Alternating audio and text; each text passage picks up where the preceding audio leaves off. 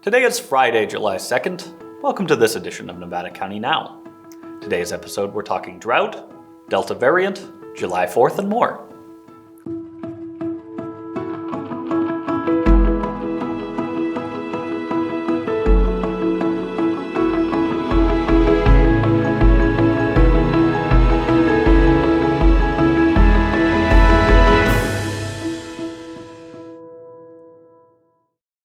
Hello and welcome to Nevada County Now. I'm your host, Cole Pettit. Continues to be hot and dry with not much optimism for significant change anytime soon. All the way back on May 10th, Governor Newsom issued a second proclamation of a state of emergency due to drought, observing a historic and unanticipated depletion of the expected snowpack runoff, and declaring drought emergency in 41 counties, including Nevada, Placer, and Yuba counties. Since then, our local jurisdictions, Grass Valley and Nevada City, have enacted water restriction policies, followed just yesterday by NID. Earlier this week, I spoke with Tim Kiser, Grass Valley's city manager, to find out about their restrictions. So we're here to talk about water, or maybe better phrased, lack of water at the moment, and the new resolution that the city has put through. Can you start us out with just kind of walking us through and telling us what the new regulations are? On Tuesday, the 22nd, our council took action to do two things. They, one, declared a state of emergency due to the drought, which is mostly a symbolic step in case if funding comes available for us to go after. And then the second thing is they approved a resolution mandating a 20% reduction for all city customers. That includes the city facilities ourselves. Some of the things that the council approved are fairly simple. Don't water concrete, don't water your sidewalks, make sure your sprinklers are adjusted correctly, don't water between 9 a.m. and 6 p.m. This isn't the first time we've gone through this. We've had a drought before. So we find that education is the best, and the majority of the people want to actually try to conserve water and be good stewards of water. They know the value of that up in our community, especially, with fires and those kind of things, how important water is.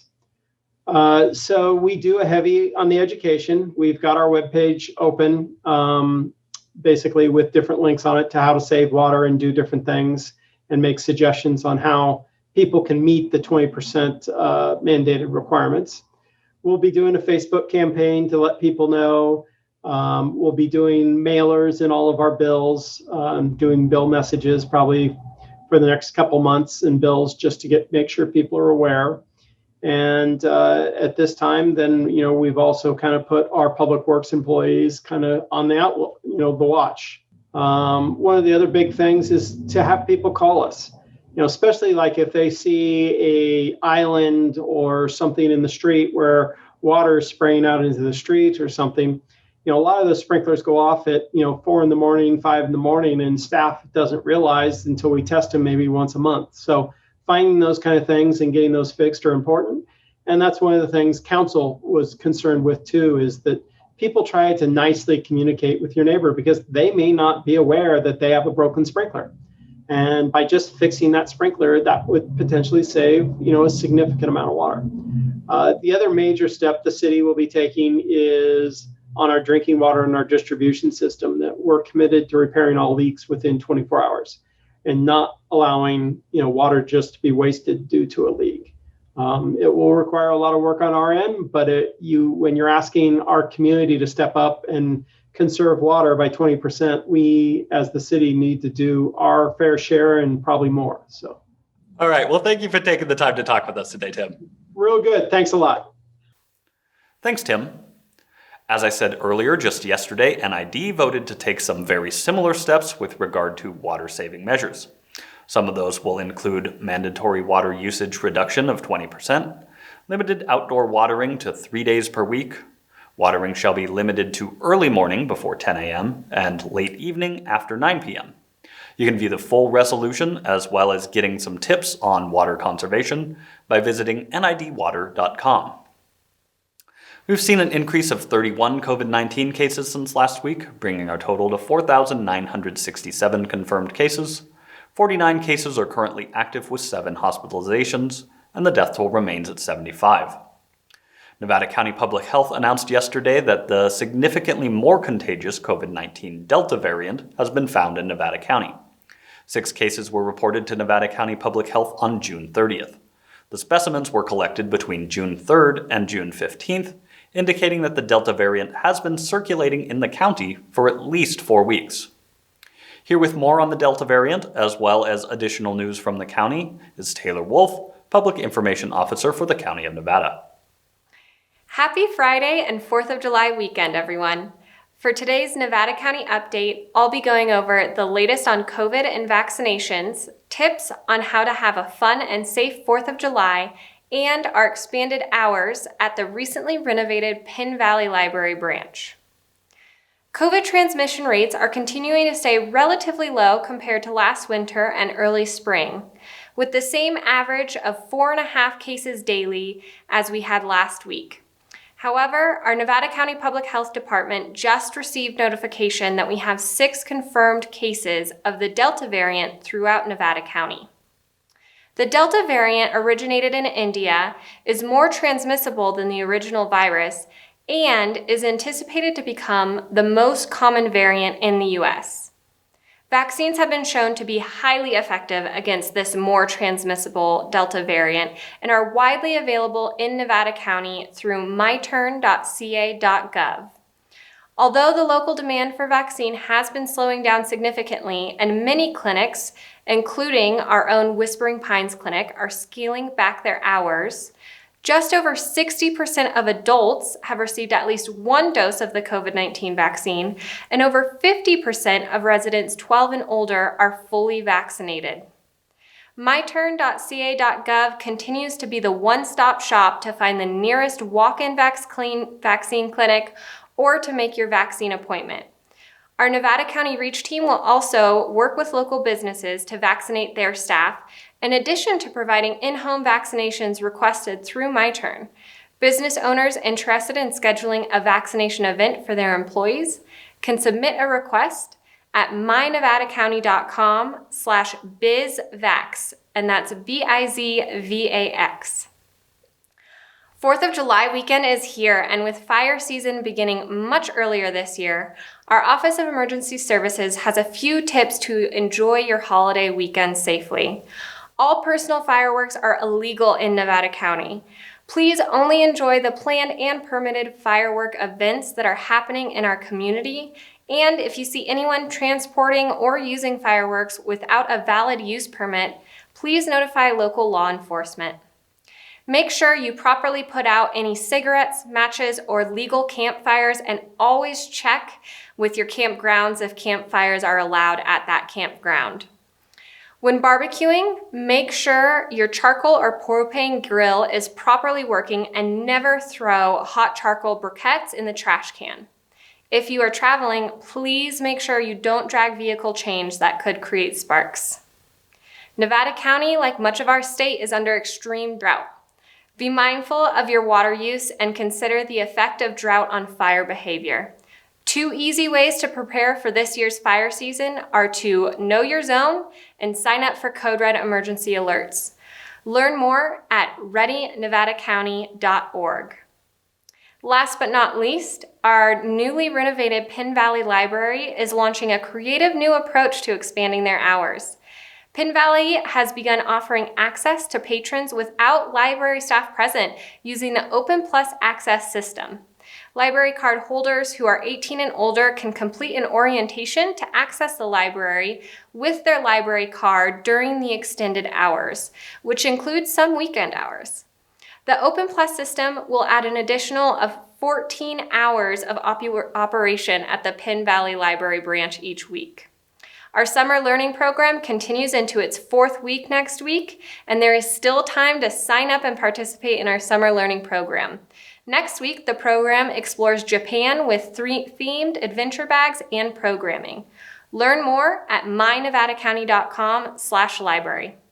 That's it for my Nevada County update this week. Find all this information and more by subscribing to our weekly newsletter at mynevadacounty.com/Nevada County News. Hope everyone tuning in has a safe and fun 4th of July weekend. Thanks, Taylor.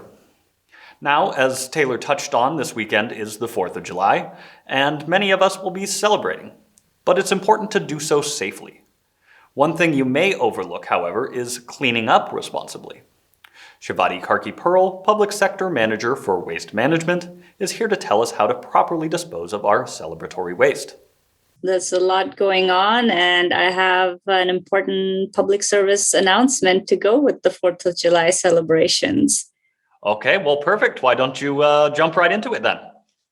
All right. So today I wanted to talk a little bit about the care that we need to take about what we throw into our trash, because knowingly, mostly unknowingly, we can cause a lot of damage due to fires. Fire is the topmost topic in our minds in this great heat that we're experiencing this summer.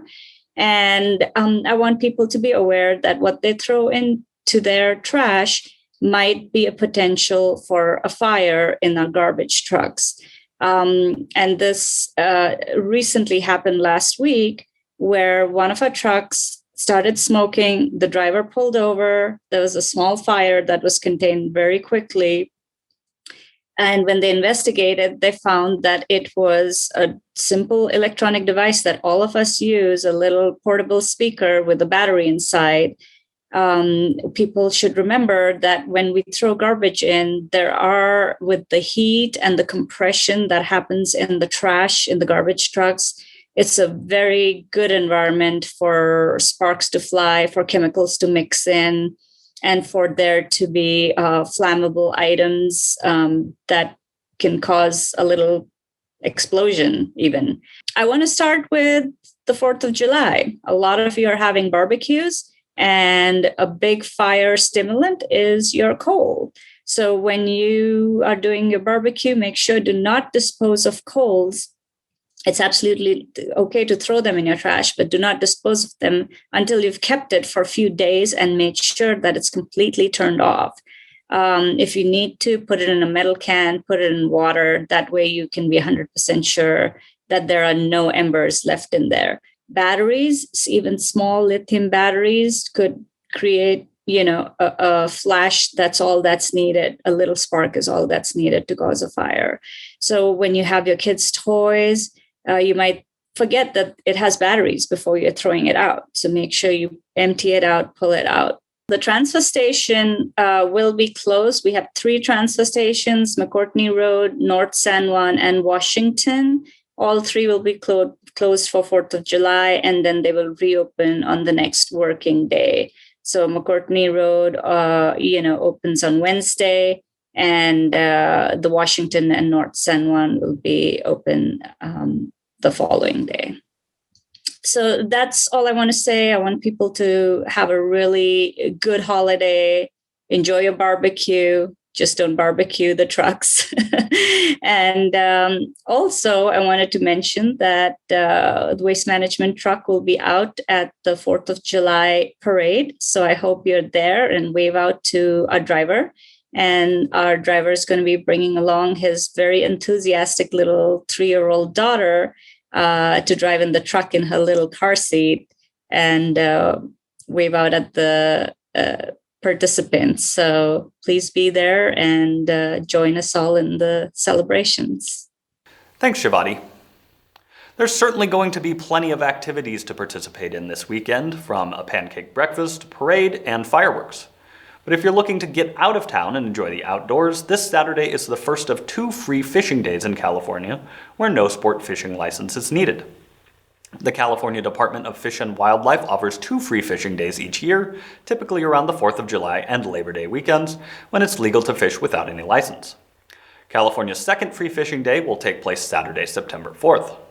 To fish the rest of the year, obviously a license is required, and they're available for purchase online through the California Department of Fish and Wildlife's website. This July 3rd fishing day arrives as California's fishing seasons are in full swing statewide. California's recreational ocean salmon season is now open from Monterey Bay, north to the Oregon border. Trout seasons are open statewide, and the summer months offer some of the best fishing for warm water species, such as black bass, catfish, and bluegill. All fishing regulations, such as bag and size limit, Gear restrictions, report card requirements, fishing hours, and stream closures remain in effect on these free fishing days.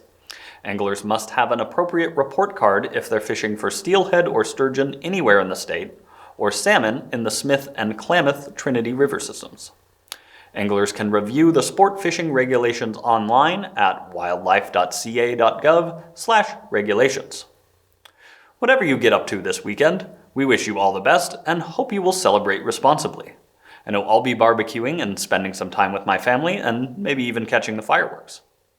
We'll leave you tonight with some clips from the virtual parade we filmed last year.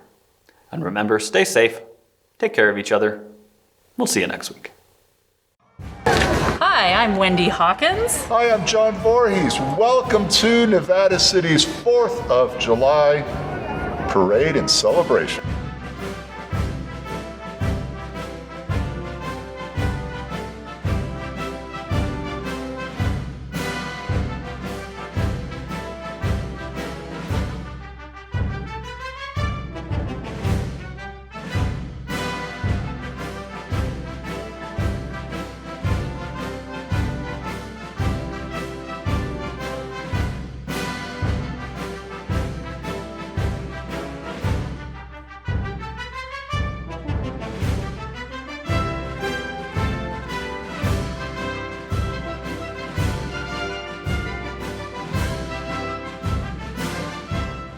And that's a wrap.